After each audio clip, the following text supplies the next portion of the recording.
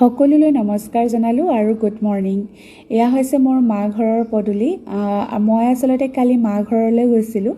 আইতা আৰু ককাৰ বছৰিকা আছিলে আৰু ৰাতিপুৱা সময় অকণমান খোজকাঢ়িবলৈ ওলাই আহোঁতে দেখিলোঁ কপৌফুল। খুৰীহঁতৰ ঘৰত বৰ ধুনীয়াকৈ কপৌফুল ফুলি আছে আৰু লগতে বিভিন্ন ধৰণৰ ফুলো ওচৰে পাজৰে ফুলিছে। আৰু এই বাগানখনত ৰাতিপুৱা খোজকাঢ়িবলৈ মানুহ বহুত হয় আৰু বাগানখন আমাৰ ঘৰৰ সন্মুখতে আছে।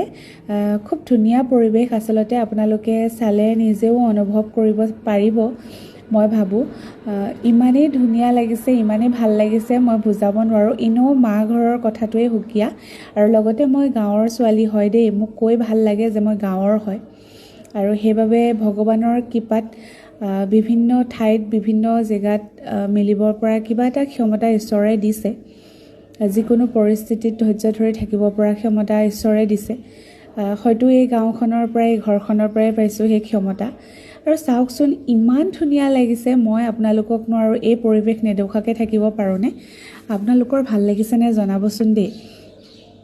আচলতে এনেকুৱা ঠাইবিলাকত অলপ শান্তিয়ে উশাহ নিশাহ ল'ব পাৰে। চহৰত আচলতে খুব যান্ত্ৰিকতাৰে ভৰপূৰ হয়।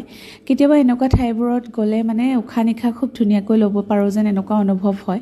আৰু এটি কলি দুটি পাত যে, এয়া চাওকচোন চাহপাতৰ, সঁচাকৈ এটি কলি দুটি পাত। ইমানেই ধুনীয়া, যিমান দূৰলৈকে চাই থাকিব খালি সেউজীয়া সেউজীয়া। আৰু এয়া দোৰোণ বনৰ গছ হয়, এয়া ঔষধৰ কাৰণেও বহুত ভাল। আৰু লগতে আমি আগতেই ফুলবোৰ যে চুপি খাইছিলোঁ, তাৰ পৰা কিবা মিঠা মিঠা এটা মানে ৰস ওলায়, খুব বেছি ভাল লাগে। আৰু এয়া কিবা বনৰীয়া ফুল বাগানত দি থৈছে, হ'লেও চাওকচোন ইমান ধুনীয়া লাগিছে, বিৰাট ধুনীয়া লাগিছে নহয় জানো দেখিবলৈ।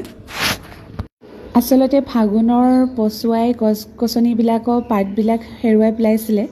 তো প্ৰকৃতিয়ে ঋতুৰাজ বসন্তৰ আগমনৰ লগে লগে নৰূপে সাজি কাচি কুলি কেতেকীৰ গীতৰ ৰাগিনী মন প্ৰাণ মতলীয়া কৰি আমাৰ এই পৃথিৱীলৈ কি আনিছে?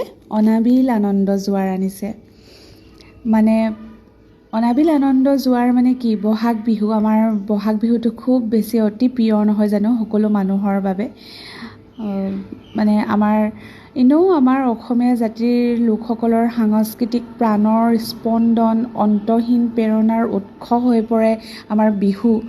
গতিকে খুব বেছি ভাল লাগে।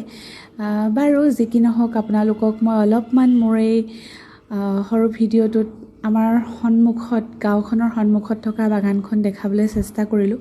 লগতে এইকেইদিন আমাৰ গাঁৱত কিন্তু শ্বুটিঙো চলি আছে দেই। খুব বেছি ভাল লাগিলে। বাৰু আজিলৈ আহিছোঁ, বাই।